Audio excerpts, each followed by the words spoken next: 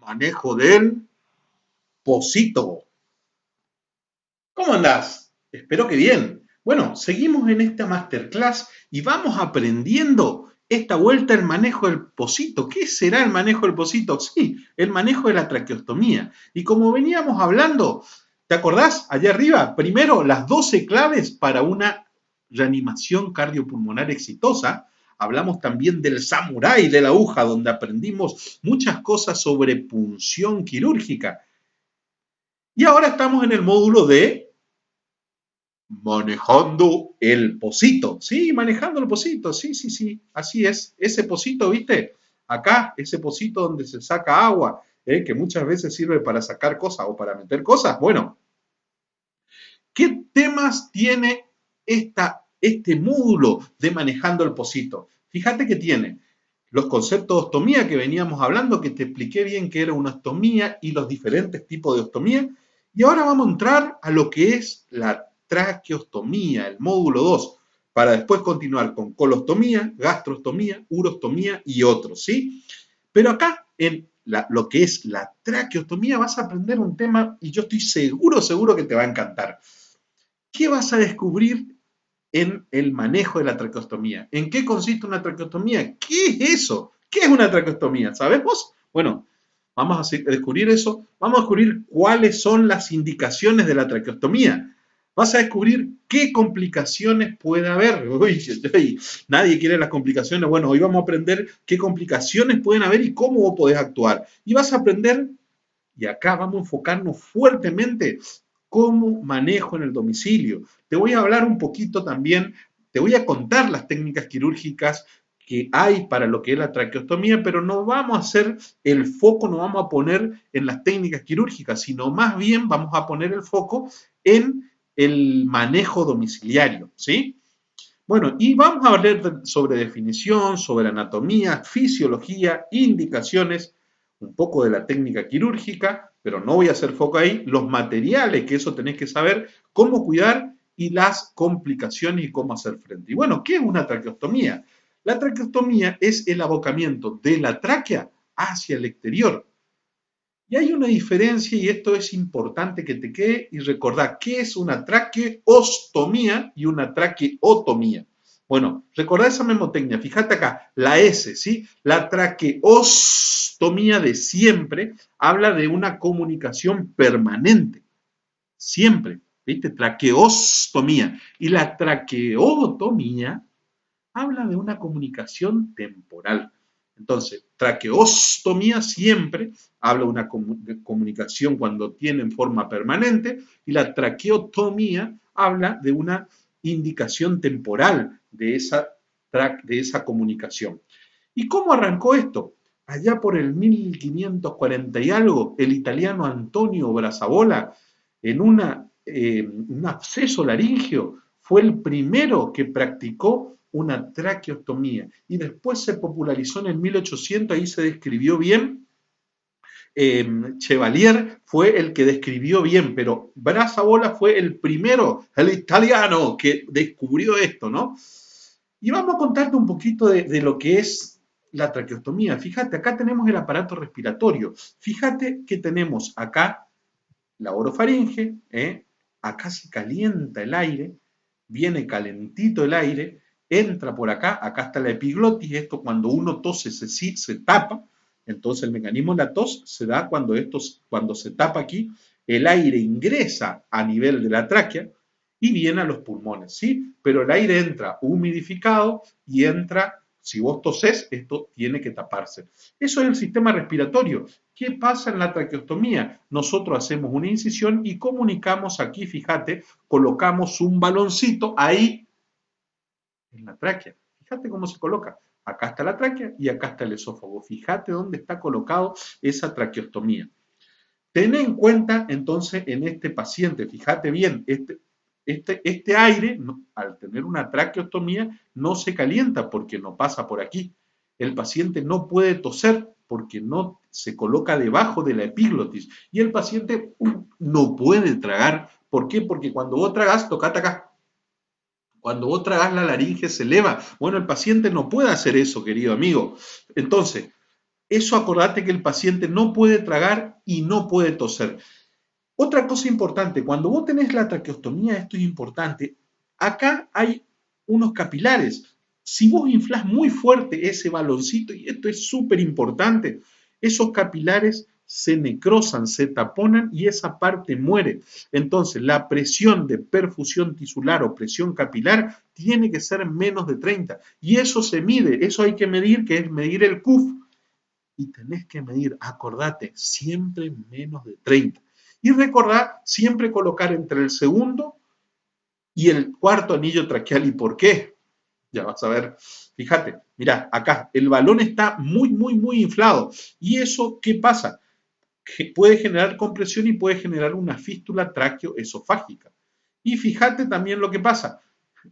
¿Por qué tenés que colocar entre el segundo y el cuarto? Porque debajo están los vasos sanguíneos. Sí, están las venas y están las carótidas. ¿Eh? Y si vos vas muy bajo, corres el riesgo de lesionar estos vasos. Entonces, entre el segundo y cuarto arco traqueal, ¿sí? Recordad, y esto es lo que te decía, que todo paciente traqueostomizado no calienta aire. ¿Por qué? Porque no pasa por acá arriba, entonces entra aire frío. Y por eso estos pacientes generalmente entre el tercer y quinto día pueden generar más secreción, no pueden calentar ese aire. Entonces es importante humidificar. No puede tragar, entonces es importante a veces los pacientes parar un poquito la alimentación cuando vas a aspirar y ver que el balón no esté muy inflado. ¿Por qué? Porque le cuesta tragar a estos pacientes y no puede toser porque la epiglotis que se encargaba de cerrar, vos colocaste el traqueoflex, la ostomía la colocás más bajo. Entonces el paciente no puede toser. Ten en cuenta esto porque esto es importante. Bueno, ¿y cuándo yo decido, bueno, voy a colocar una traqueostomía? ¿Sí? A ver, ¿te imaginas? Bueno, ahí va. Por ejemplo, en la obstrucción de la vía aérea superior, un paciente que tiene un cáncer, nosotros hemos tenido pacientes con cáncer de laringe, cáncer de epiglotis, que tapan la vía respiratoria y el paciente no puede respirar, esa es una indicación. Pacientes que van a ser sometidos a una cirugía, también es otra indicación. Entonces, en caso de obstrucción de vía aérea superior, traqueostomía. Segunda indicación, en la intubación prolongada. Y esto es algo muy importante que solemos hacer en la terapia intensiva. Paciente con más de 14 días intubado se considera intubación prolongada y hay que hacer una traqueostomía. Aquel paciente que de repente vos considerás que va a tener mucho tiempo, va a estar ligado al respirador, tenés que hacer una traqueostomía. Se ve que los pacientes que tienen una traqueostomía precoz, hay estudios que dicen que se destetan más rápido del respirador, manejan mejor las secreciones y está asociado a una menor morbimortalidad. Entonces, la traqueostomía por intubación prolongada, ten en cuenta, más de 14 días hay que hacer traqueostomía. Aquellos pacientes que tienen mucha secreción, es más fácil manejar esas secreciones a través de la traqueostomía. Y esos pacientes también que fracasa el destete, cuando no le podés sacar de la asistencia respiratoria y va a seguir más tiempo en el respirador, recordá, hay que hacer una traqueostomía. Entonces, recordá estas 4 indicaciones. Hay otras, pero estas son las principales. Vamos a hablarte ahora de las técnicas quirúrgicas, ¿sí? Bueno, y acá te voy a hacer un comentario general. No voy a focalizar tanto en cómo se realiza. Yo soy cirujano y eso lo tengo en otra de las formaciones que te invito, que es la dirigida especialmente a los cirujanos, a lo que hacen la técnica quirúrgica. Pero para que sepas un poco, hay técnicas quirúrgicas y técnicas percutáneas. Entonces, la quirúrgica puede ser programada, es aquella que nos llaman para hacer esa traqueostomía, y la de urgencia.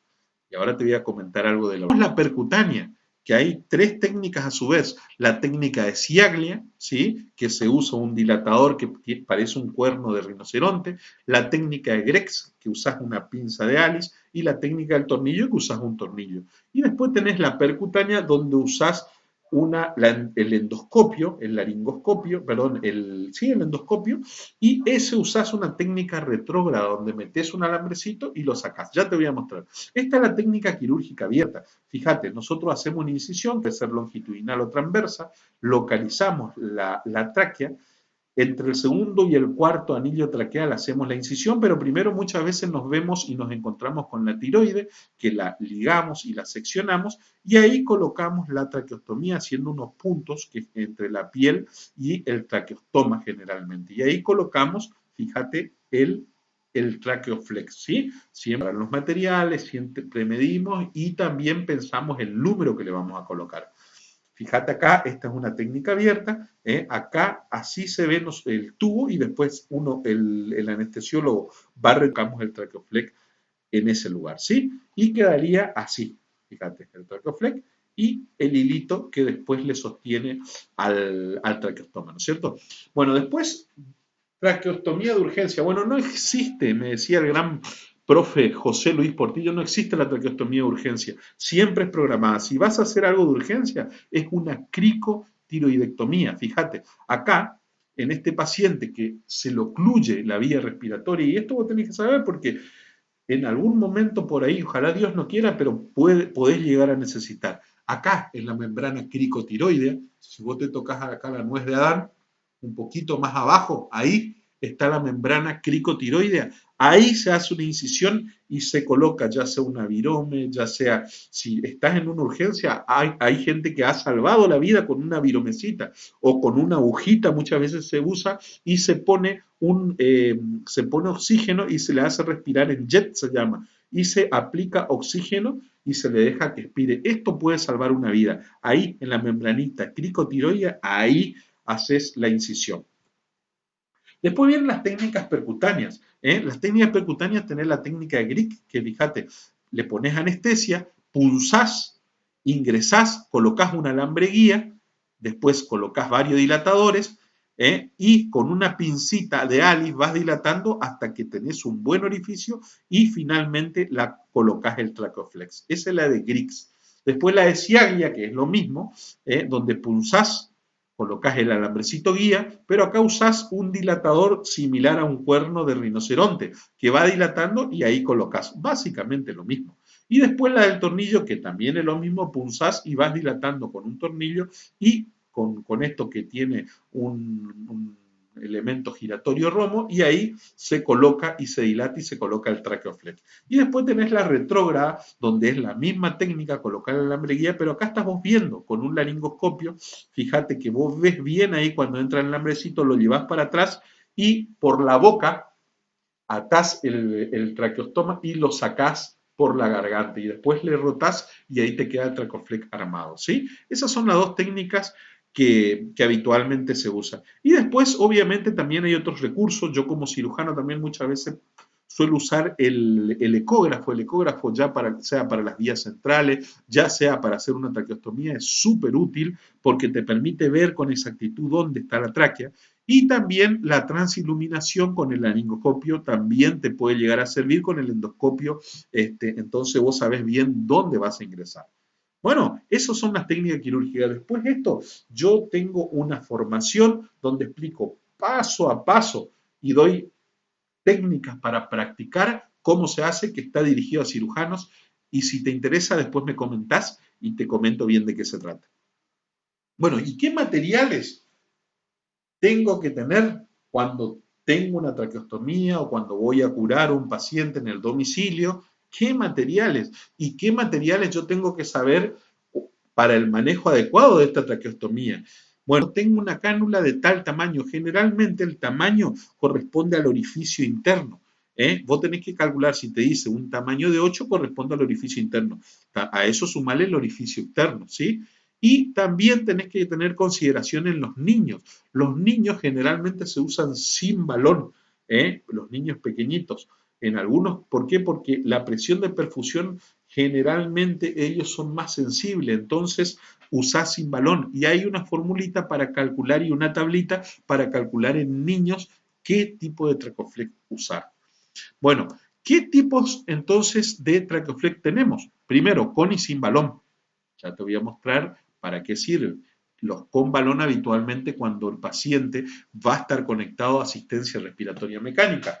Después tenemos fenestrada versus no fenestrada. ¿Para qué sirve fenestrada? Quiere decir que tiene un huequito que sirve para aquel paciente que quiera hablar, que quiera tener una fonación, y también disminuye la posibilidad de granuloma. Generalmente se usa con una camisa interna. Ahora te voy a mostrar. Con y sin vaina interna. Ya te voy a mostrar el dibujito, y con o sin válvula fonatoria. Entonces, esos son básicamente los 4 tipos de cánulas que tenemos para la traqueostomía. Fíjate, acá tenemos una cánula con balón, ¿sí? Tenemos un elemento donde vos inflás este balón y se infla aquí abajo. Ojo, vos tenés que medir esa neumoinsuflación. ¿Por qué? Porque eso es de medir el CUF y siempre tiene que ser menor del 30. Fíjate que tiene acá el numerito de la cánula y acá tiene el conector que se conecta al aparato de la asistencia respiratoria mecánica. Fíjate también que tenemos las aletas, el conector. Esto es la cánula sin balón, la que generalmente lo usan los niños, con y sin balón. ¿Estamos? Fíjate que también tenés de diferentes materiales, tenés las de plata, las de metales para traqueostomías permanentes, son fáciles de limpiar, que pueden tener o no una camisa interna. Tenés la de PVC, que generalmente la de PVC y la de silicona, se usan para los niños, sirven para casi todos los pacientes, con o sin balón endotraqueal, desechables, dependiendo de su uso y de su estado. Y fíjate que tenés la de silicona, de tamaños más cortos, sin cánula interna, son más suaves y también evitan lesiones traqueales. Ahora vamos a ver en las complicaciones qué importante tener en cuenta para evitar las lesiones y las complicaciones. Fíjate acá en esta gráfica, que después también te voy a compartir para que vos puedas descargar, tenemos la cánula sin balón, sin fenestrar. Este balón generalmente se usa para aislar la vía aérea y para fijar bien cuando vos vas a conectar a una asistencia respiratoria mecánica. Siempre con el manómetro medir el CUF menos de 30 milímetros de mercurio. ¿Te acordás? No te olvides, menos de 30 milímetros de mercurio. Es fundamental eso, querido amigo. Después tenemos las cánulas con balón fenestrada, ¿sí? Fíjate que tiene una fenestrita ahí arriba, ¿ves? Ahí arriba tiene una fenestrita y generalmente eso sirve para fonación, ¿sí? Indicado para aquellos pacientes que tienen una buena función laríngea y quieran hablar. ¿Por qué? Porque el aire, cuando vos obstruís tapás esto, el aire sale y la laringe el paciente puede hablar. Fíjate que tenemos cánula externa con o sin fenestración. Tenemos cánulas internas que generalmente tienen una marquita, fíjate acá la marquita, que tienen que coincidir porque después se rotan y quedan firmes. Y tenemos cánulas internas fenestradas, estos son para los pacientes que tienen buena función laríngea porque son fonatorias. Y después la de cánulas de plata, como te mostré anteriormente, fíjate en esta imagen, ¿sí? Son mucho más fáciles de limpiar justamente. Fíjate acá tenemos cánulas con y sin balón, fíjate, estas son para traqueostomía percutánea. Fíjate que hay otros dispositivos que también tenés que conocer cuando vos te enfrentás y manejás esto, por ejemplo, humidificar mucho viento, eso permite que el aire entre humedecido y simula lo que hacen las vías respiratorias superiores. Tenemos aerocámaras que muchas veces permiten la broncodilatación y permiten la humidificación, y tenemos válvulas fanatorias que eso se tapa a nivel de la laringe y permite hablar. Ahora te voy a mostrar bien. Fíjate, acá está la válvula fonatoria que permite que el aire ingrese, pero cuando sale son cánulas fenestradas y camisa interna fenestrada, usan la laringe, permite que el aire ingrese, pero no que salga. Y ahí el paciente puede hablar. ¿Estamos? ¿Me seguí hasta ahí? Buenísimo, buenísimo, te felicito. Bien, ¿eh? Ahora acá, fíjate, respiremos hondo porque acá conocer esto, es creo que el eje de esta masterclass. Cuidado domiciliario. ¿Y qué es lo que yo tengo que hacer en la casa? Y cuando vos vas y visitas a un enfermo, nosotros con el equipo de atención domiciliaria, cuando vamos, hacemos siempre hincapié en esto. Primero, la humidificación. El paciente, ¿te acordás que te decía que no puede calentar el aire? Entonces vos tenés que humidificar. Te decía que ni bien vos hacías la traqueostomía, el paciente también producía muchas secreciones entre el tercer y quinto día, entonces tenés que aprender a aspirar la tráquea. Puedes producir secreciones alrededor del estoma y tenés que aprender a cuidar el orificio cutáneo. Acá escribí orificio cutáneo. Tenés que aprender a cuidar el orificio cutáneo. Tenés que aprender a cambiar la cánula. No tengas miedo, es fácil, ¿eh? Pero tenés que tener, siempre nosotros les recomendamos al familiar que tiene el traqueostoma o los padres que tienen niños con traqueostomía, que tengan un kit de traqueostomía donde tenga una cánula del mismo tamaño y una más pequeña, que tenga, por ejemplo, una bolsa ambú, que tenga un aspirador, que tenga un humidificador, que tenga una pincita. Hay una serie de recursos que siempre tiene que tener el padre o el familiar en la casa porque uno no sabe cuándo puede sobrevenir una situación de estrés y tiene que saber manejar. Cambio de cánula y ¿qué pasa si se decanula? Si sale.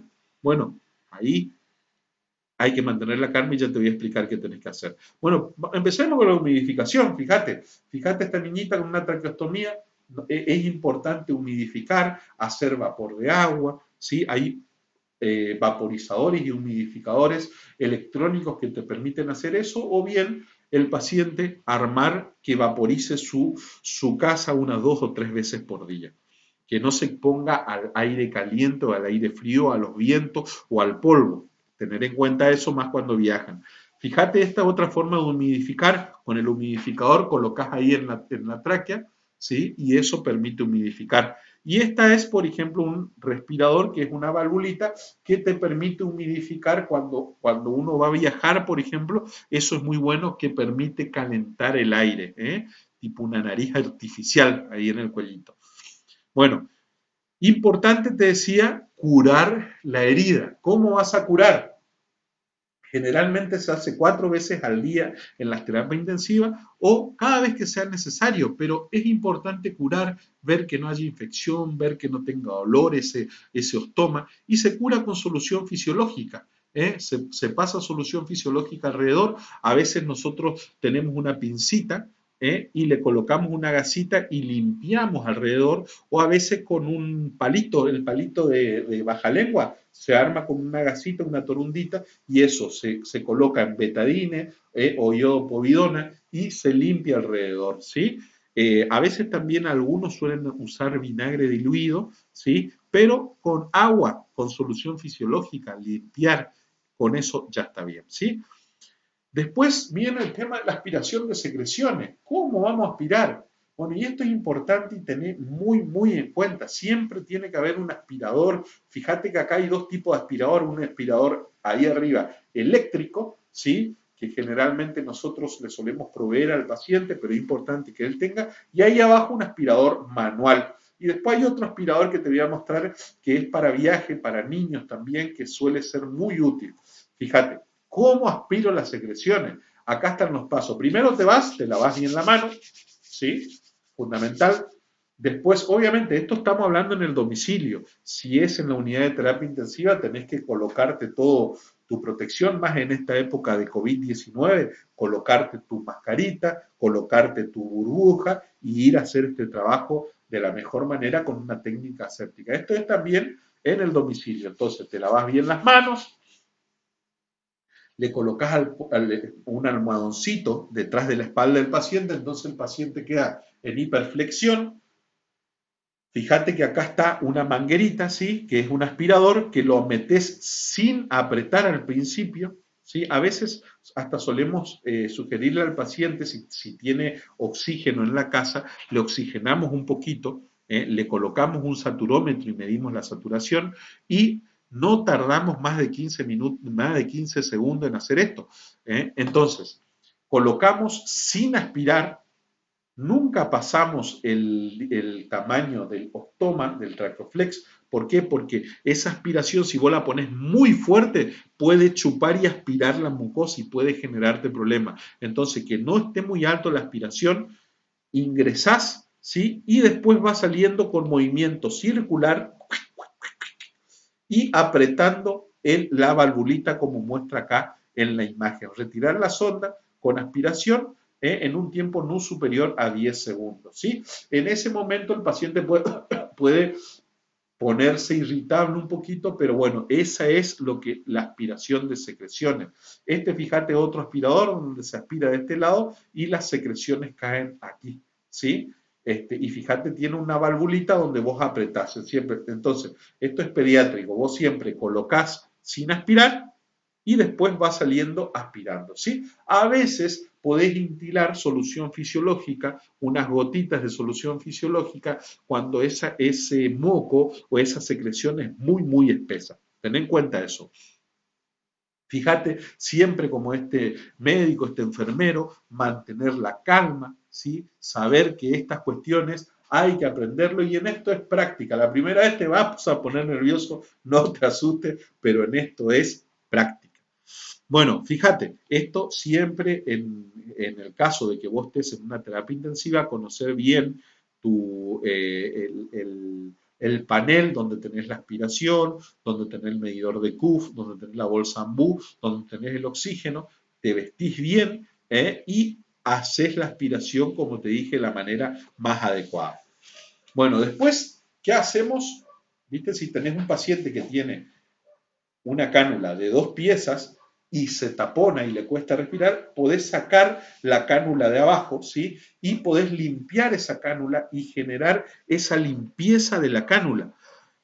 Siempre vos tenés que tener un sector sucio donde vas a tener una bolsita y donde vos vas a ir tirando todo lo que no sirve y un sector limpio.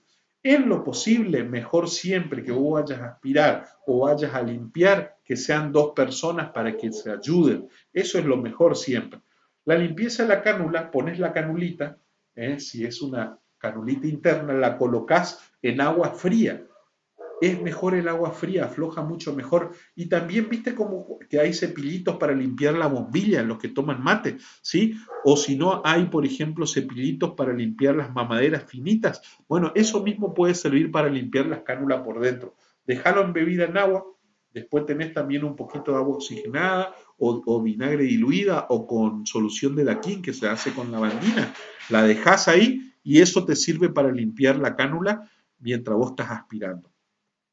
Fíjate, si retirás la cánula interna, aspirás las secreciones, intilás solución salina o algún mucolítico, ¿sí? Y siempre, eso es importante, siempre tratar de hidratar, que el paciente se hidrate bien. Eso es fundamental. Cambiar, si tiene 2 cánulas, una cánula interna, tratar de que los cambios sean bastante frecuentes, entonces el paciente no tiene tantas secreciones. ¿Cómo realizar cambio de cánula? Fíjate acá, te lavas la mano, colocas al niño o al paciente en decúbito dorsal con un pilecito atrás para que hiperflexione, aspirás las secreciones y le sacás. No te asustes, el paciente puede respirar cuando vos le sacás. Esto generalmente lo haces cuando se ha formado bien la fistulita.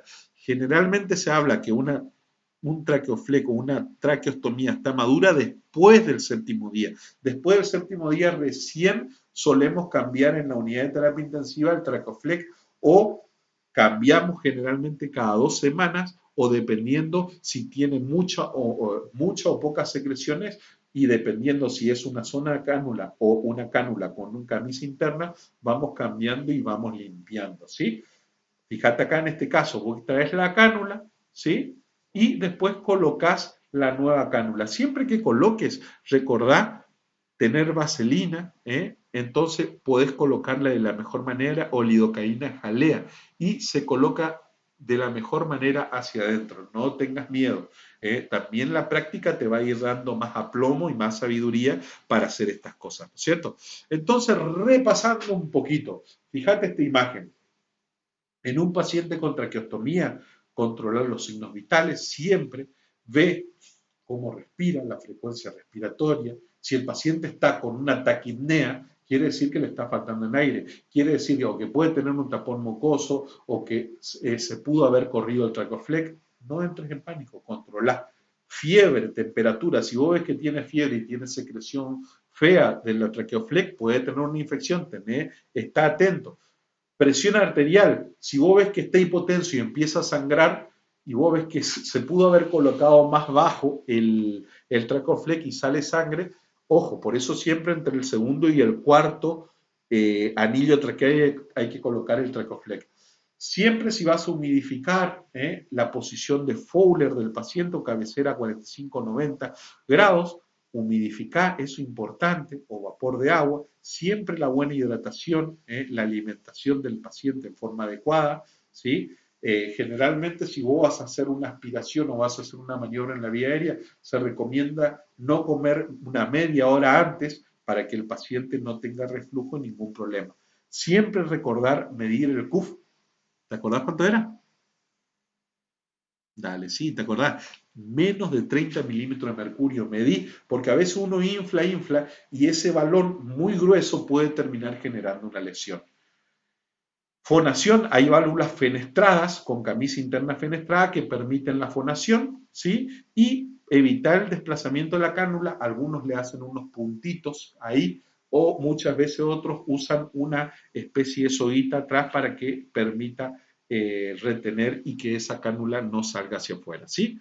Muchas veces también si el paciente va a tener un traqueostoma, nuestros enfermeros lo que hacen es ponen el tipo de tubo en el cuadernito, la fecha que empezó a usar, el tamaño que tiene, el largo que tiene, si es con o sin manguito y el tamaño del catéter. Entonces, sabemos cada cuánto cambiar y sabemos las especificaciones técnicas que tenemos que pedir a la obra social o al paciente en el caso de necesitar.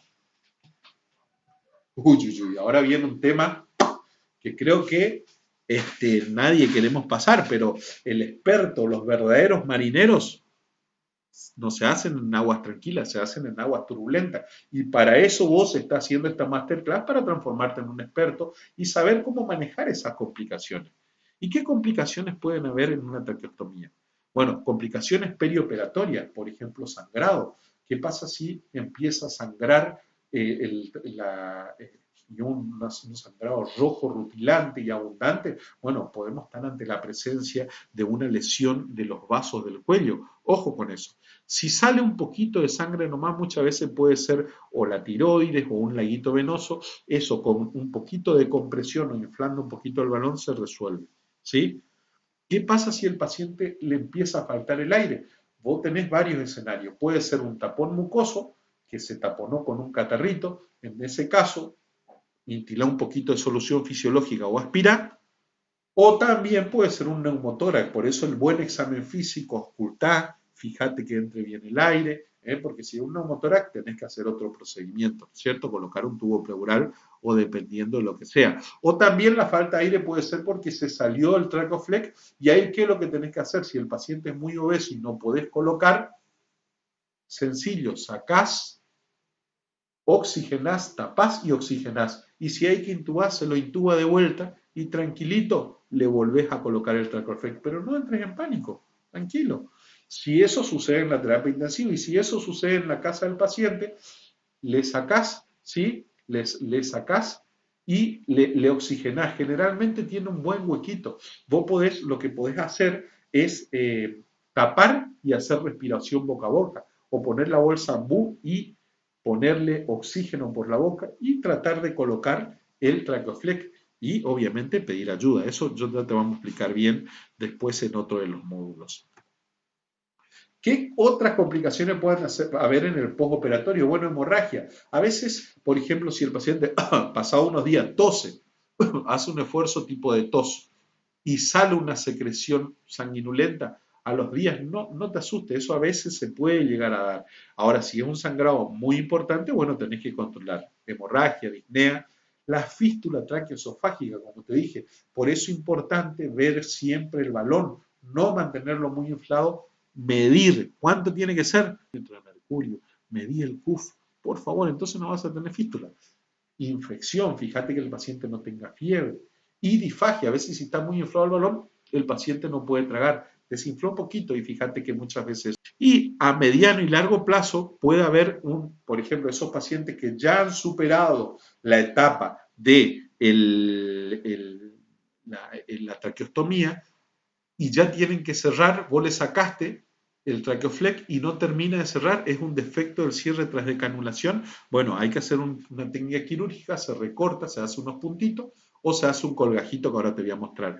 Y la estenosis laringotraqueal, que también es una complicación que se puede dar a largo plazo, también por el balón inflado. Fíjate, el balón inflado es lo que genera muchos problemas, así que ten en cuenta, siempre menos de 30 milímetros de mercurio. Bueno, fíjate, acá hay muchas otras causas, hemorragias, neumotoras, mala colocación, pero básicamente lo que yo te dije, ¿no? Acá tenés una imagen de granulomas que se pueden formar a veces por la mala colocación del traqueoflex. Acá tenés un balón inflado muy fuerte que fíjate, está el paciente acostado, el balón está muy inflado y comprime a la sonda nasogástrica y termina armando una fistulita, que muchas veces con una tomografía o es que burbujea, el paciente desatura y fíjate, se arma un pequeño orificio ahí, que es justamente es una fístula. Fíjate acá, el balón inflado termina armando una estenosis o una fístula. Ojo con eso, porque eso sí ya es una complicación más grave. Acá está un paciente que se le ha sacado ya se le ha sacado el tracoflex y no termina de cerrar, entonces resecás la piel, le haces unos puntitos o le haces un colgajito de avance y le terminás cerrando.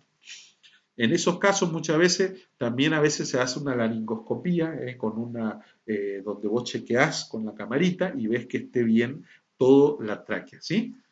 Bueno, en resumen, aprendimos qué es una traqueostomía y la diferencia de traqueostomía, la permanente, y traqueotomía, la temporal, la pasajera. Aprendimos, vimos un pantallazo de la técnica quirúrgica, la programada y la de urgencia. No hay de urgencia, hay cricotiroidectomía de urgencia. Y la percutánea, con la técnica de Griggs, con la técnica por punción, todas son por punción y la retrógrada. Aprendimos sobre las complicaciones, que no hay que tener miedo, hay que conocerlas y saber cómo actuar. Y aprendimos sobre el manejo domiciliario, qué es lo que hay que hacer, humidificar, aspirar secreciones, curar la herida, cambiar la cánula y qué hacer si se decanula accidentalmente. No tener miedo, manejar, aprender. Ahora vamos a aprender y vamos a escribir en un minuto qué descubriste en este video y cómo vas a aplicarlo a nivel personal, ¿sí? Vamos a tomar nota ahora mismo y vamos a aprender y aplicar lo aprendido. Entonces, practica aspirar, practica limpiar la herida, practica limpiar la cánula y repasar el chest leaks de curación, ¿sí? Entonces, importantísimo esta cuestión y vamos a hacer lo siguiente. Te doy un minuto.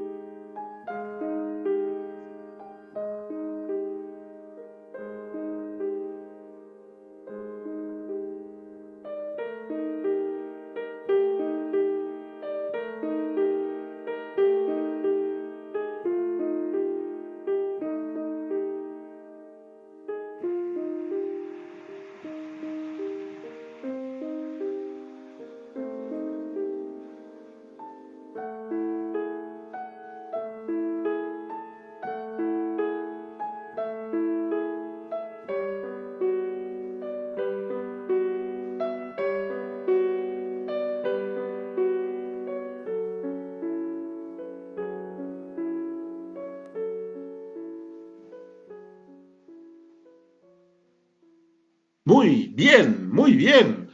Bueno, entonces practica aspirar, practica limpiar y repasar el chest leak de lo que hay que saber. Bueno, fíjate, venimos hablando en esta hoja de ruta de esta masterclass de la traqueostomía. ¿Qué vamos a ver después?